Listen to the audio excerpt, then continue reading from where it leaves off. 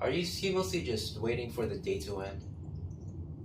Or have your favorite shows on Netflix become boring?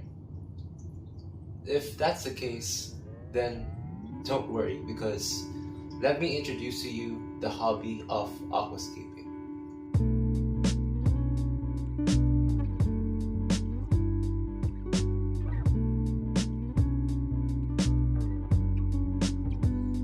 Hey guys, my name is Ethan Gabriel Paredes, and today I'm going to show you how to aquascape, or in other words, how you can make your own aquarium. So, how do you actually aquascape, or how do you set up your own tank? Personally, I would consider 3 things. The first thing you want to consider is the type of fish that you want to put in your tank. Whether it's community fish, predator fish, and so on. They'll be the sole indicator of the style of your tank. The next thing you want to consider is the style of your tank. But for this specific tutorial, we're going to be making a community fish tank. So there's going to be a lot of different styles to take inspiration from, like the Iwagumi style and the Dutch style. But for me personally, I'm just gonna take other aquariums as references. You could even try to make a style of your own. As long as it works out, then the sky's the limit. This next step, based on the style you'll be going for, is when you gather all the necessary components of your aquarium. The soil, the hardscape, plants, filtration, and so on. This step is basically the preparation of your equipment.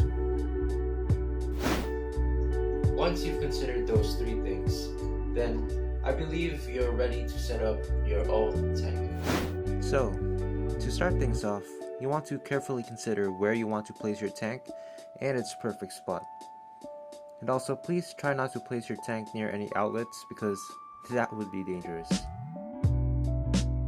The next thing you want to do is get your stuff ready. So what I have here is a container to keep my wet appliances, and then a watering can to help me pour water into my tank, a siphon to help do water changes later on, and then my hardscapes or wood and rocks to build your layout, and then filtration to keep the tank clean, and then soil, plants, more plants, and even more plants. These last few items that I added on the top left are optional, but they're quite important at the same time. I'll help explain later.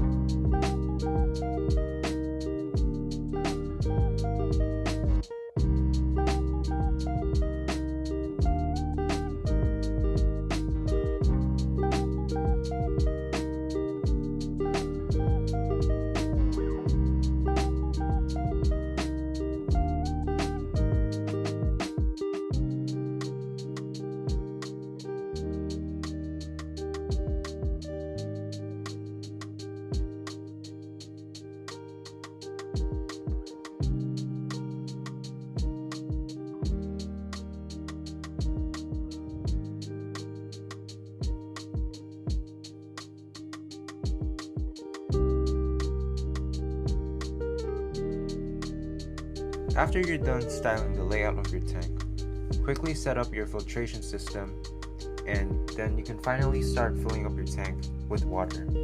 But be careful though, don't just start violently pouring water into your tank. that will definitely destroy the design you've worked really hard for.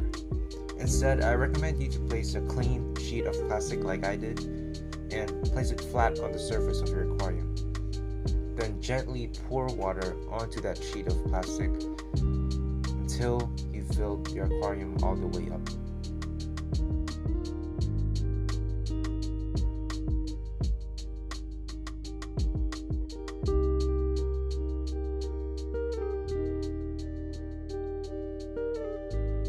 All that's left to do is to turn the pump on and add in some beneficial bacteria, some medication to prevent any diseases, and fertilizers to help plants grow properly.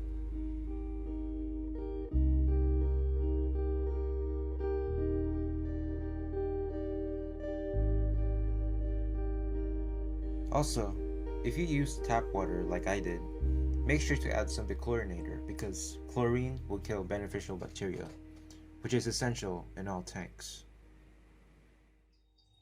Now that we're done with basically everything, we can add in fish now, right? Well, that's what I thought too. But unfortunately, we'll have to wait for quite a while for the tank to be ready for fishes. You'll need to wait and keep the aquarium running for about a week or two. That's because it takes time for beneficial bacteria to cultivate in your aquarium. Beneficial bacteria is important for breaking down any dead matter or organic waste in your tank. This process takes quite some time, so just be patient.